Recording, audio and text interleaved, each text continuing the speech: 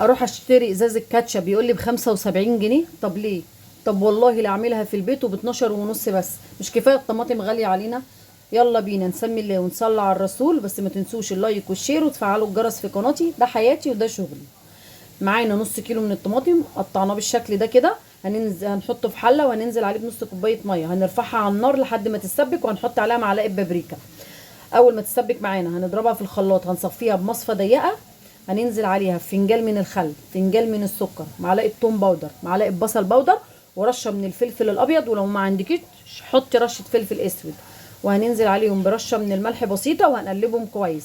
هنرفعهم على النار بتاعتنا. اول ما تتسبك معانا هننزل عليهم كده، اتسبكت معانا خلاص. هننزل عليهم بمعلقتين من النشا وربع كوبايه من الميه وهنقلبهم كويس.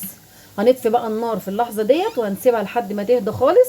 بعد كده هنحط في الازازه بتاعتنا. عملوا معانا نص كيلو. بصوا اهو بالشكل ده كده اهو. الازازه كانت 350 جرام، انا عملت نص كيلو كاتشب في البيت ب 12 ونص. ما تنسوش اللايك والشير وتفعلوا الجرس في قناتي لو عجبتكم. ده حياتي وده شغلي، بحبكم في الله.